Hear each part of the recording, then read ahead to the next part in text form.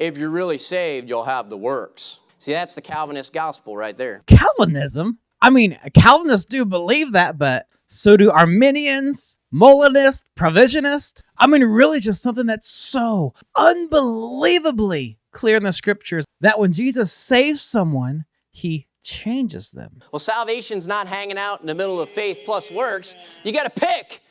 It's either faith or it's works. Now, I'll be honest, I entirely believe this is an intentional misrepresentation and straw man of what is taught about the fact that believers are a new creation in Christ. See, we're not saved by our works, but we're saved so we do works. And there is such a huge, enormous difference between the two. And here's the reality. When God saves someone, they're changed in such a way that they now hate the sin they once loved, and they now love the God who they once hated. But to him that worketh not, but believeth in him that justifieth the ungodly, his faith is counted for righteousness. Is that not enough for you? I don't believe it's enough for this guy. Here's a reality. If someone truly trusts in Christ and Christ alone, they will have works, period. And so I don't believe this guy has any works, which leads me to believe that he's trusting in his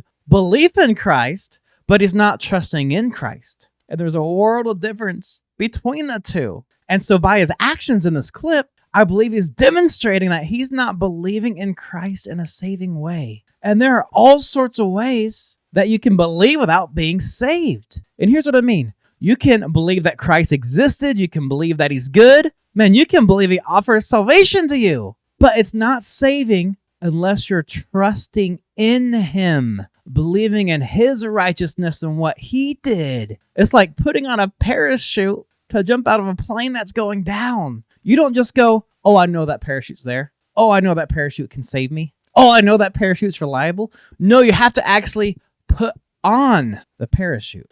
You have to find some way to dwell between faith plus works so you could talk to both sides and just fill your church with people that believe that it's by grace and people that believe that it's by works, and you could get money from both crowds and expand your church like that by sitting somewhere in the middle? Because that's what I think's going on.